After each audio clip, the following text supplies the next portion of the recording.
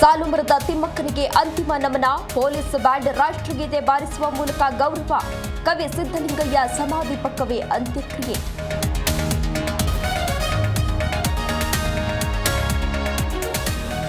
ತಿಮ್ಮಕ್ಕ ಅಂತ್ಯ ಸಂಸ್ಕಾರದ ವೇಳೆ ಅರ್ಥಪೂರ್ಣ ಆಚರಣೆ. ಸಮಾಧಿ ಜಾಗದ ಬಳಿ ಆಲದ ಗಿಡ, ತುಳಸಿ ಗಿಡ ನೆಟ್ಟು ಗೌರವ. ಸರ್ಕಾರಿ ಗೌರವಗಳೊಂದಿಗೆ ತಿಮ್ಮಕ್ಕ ಅಂತ್ಯಕ್ರಿಯೆ.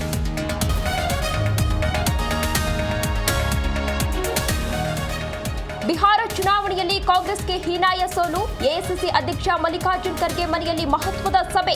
ಕೈ ನಾಯಕರಿಂದ ಸೋಲಿನ ಪರಾಮರ್ಶೆ.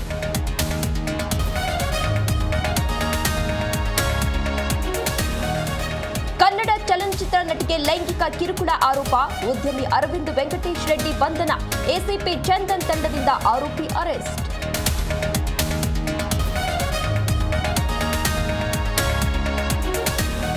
ಜಮ್ಮು ಕಾಶ್ಮೀರ ನೌಗಂ ಪೊಲೀಸ್ ಠಾಣೆ ಸ್ಫೋಟ. ಮೃತರ ಸಂಖ್ಯೆ 9ಕ್ಕೆ ಏರಿಕೆ. 32 ಮಂದಿ ಗಾಯ. ಠಾಣೆ ಸ್ಫೋಟ ಆಕಸ್ಮಿಕ, ಉಗ್ರರ ಕೃತ್ಯವೆಲ್ಲವೆಂದ ಡಿಜಿಪಿ.